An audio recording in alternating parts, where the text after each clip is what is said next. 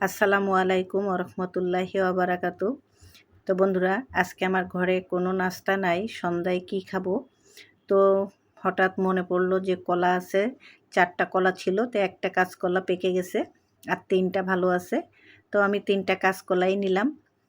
আমি আজকে এই কলা দিয়ে আপনাদেরকে চিপস বানাবো, সেটাই আজকে আপনাদের সাথে শেয়ার করছি। তো আমি কলাগুলো প্রথম সুন্দর করে পানির ভিতরে দিয়ে কষটা বেশ ধুয়ে নিয়ে কলাগুলো আমি এইভাবে একে একে সুন্দর করে পিস করে কেটে নেব।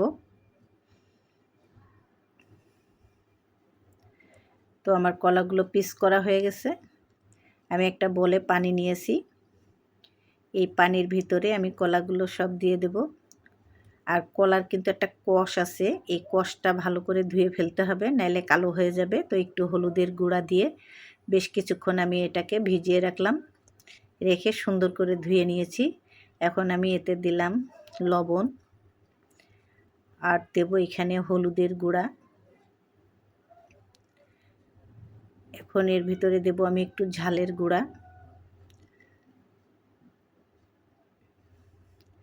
একটু জিরার গুঁড়া দেব,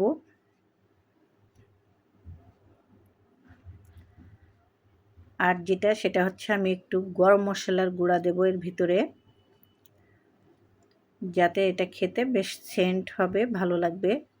দিয়ে আমি এটাকে কিছুক্ষণের জন্য হাতে মেখে, যাতে লবণ, হলুদ, ঝালের গুঁড়া সম্পূর্ণটা এর ভিতরে বেশ মিশে যায়। তো এইভাবে আমি হাতে মেখে বেশ কিছুক্ষণের জন্য রেখে দেব। এখন আমি একটা কড়াই নেব, সেই কড়াইতে আমি তেল দেব।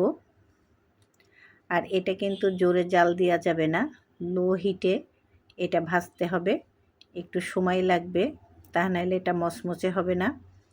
তো আমার তেলটা গরম হয়ে গেছে, আমি প্রথম এখানে কিছুটা কলা দিব।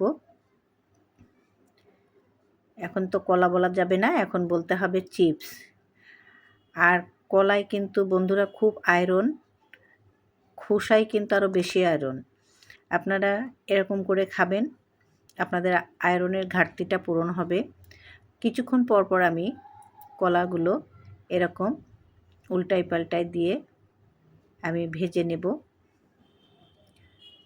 তো দেখেন কত সুন্দর কালার হয়েছে, এটা খেতে কিন্তু খুবই মজা। তো আপনারা বাসায় ট্রাই করে এইভাবে ভেজে খেয়ে দেখবেন, খুব ভালো লাগে। তো আমি একে একে সমস্ত কলার চিপসগুলো ভেজে নিলাম। তো অনেক গরম, তো এটা এখনও ঠান্ডা হয়নি, অনেক গরম, ধরা যাচ্ছে না। তো একটা ঠান্ডার দিক থেকে নিলাম, যেটা ঠান্ডা আগে করা হয়েছে। দেখেন কত সুন্দর, একদম মচমচে।